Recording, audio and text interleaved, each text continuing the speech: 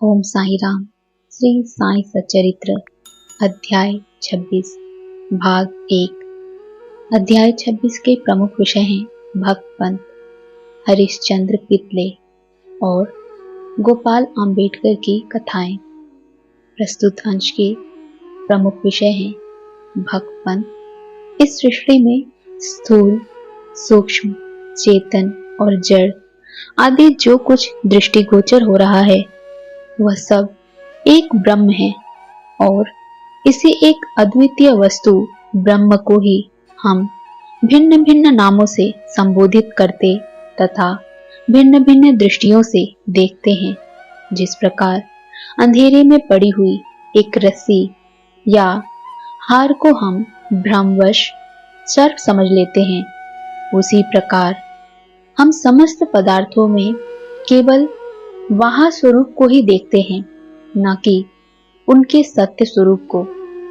एकमात्र सद्गुरु ही हमारी दृष्टि से माया का आवरण दूर कर हमें वस्तुओं के सत्य स्वरूप का यथार्थ में दर्शन कराने में समर्थ हैं।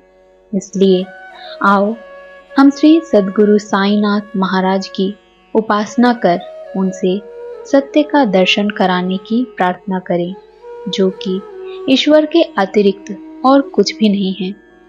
आंतरिक पूजन। श्री हेमाड़ पंत उपासना की एक सर्वथा नवीन पद्धति बताते हैं और कहते हैं कि सद्गुरु के पाद प्रक्षालन के निमित्त आनंद अश्रु के उष्ण जल का प्रयोग करो। उन्हें सत्य प्रेम रूपी चंदन का लेप कर दृढ़ विश्वास रूपी वस्त्र पहनाओ तथा कोमल और एकाग्र चित्त रूपी फल उन्हें अर्पित करो। भाव रूपी बुक्का उनके श्री मस्तक पर लगा भक्ति की कफनी बांध अपना मस्तक उनके चरणों पर रखो। इस प्रकार श्री साईं को समस्त आभूषणों से विभूषित कर उन्हें अपना सर्वस्व निक्षावर कर दो। उष्णता दूर करने के लिए भाव की सदा चवर डुलाओ। इस प्रकार आनंददायक पूजन कर उनसे प्रार्थना करो।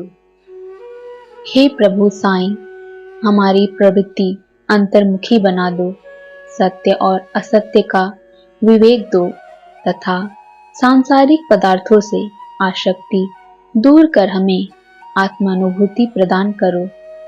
हम अपनी काया और प्राण आपके श्री चरणों में अर्पित करते हैं। हे प्रभु साईं, मेरे नेत्रों को तुम अपने नेत्र बना लो ताकि हमें सुख और दुख का अनुभव ही ना हो। हे साईं, मेरे शरीर और मन को तुम अपनी इच्छा अनुकूल चलने दो तथा मेरे चंचल मन को अपने चरणों की शीतल छाया में विश्राम प्रदान करो।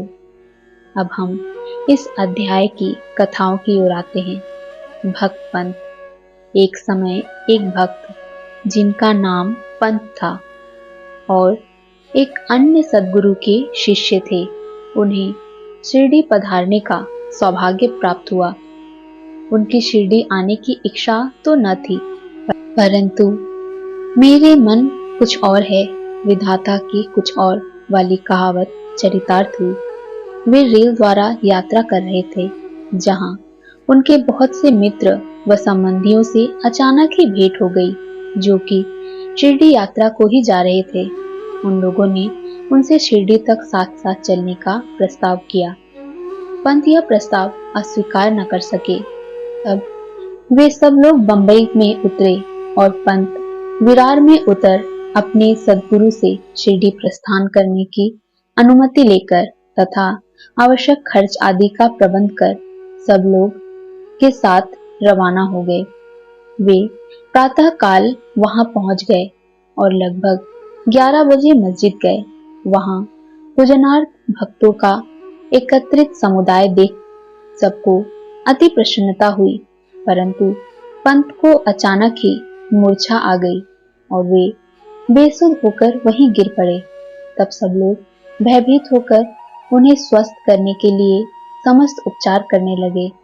बाबा की कृपा से और मस्तक पर जल के छींटे देने से वे स्वस्थ हो गए और ऐसे उठ बैठे जैसे कि कोई नींद से जागा हो। त्रिकालज्ञ बाबा ने यह सब जानकर कि यह अन्य गुरु का शिष्य है, उन्हें अभयदान देकर उनके गुरु में ही उनके विश्वास को दृढ़ करते हुए कहा कि कैसे भी आओ, परंतु भूलो नहीं अपने ही स्तंभ को दृढ़ता पूर्वक पकड़कर सदैव स्थिर हो, उनसे अभिन्नता प्राप्त करो। पंत तुरंत इन शब्दों का आशय समझ गए और उन्हें उसी समय अपने सद्गुरु की स्मृति हो आई। उन्हें बाबा के इस अनुग्रह की जीवन भर स्मृति बनी रही। ओम साईं राम।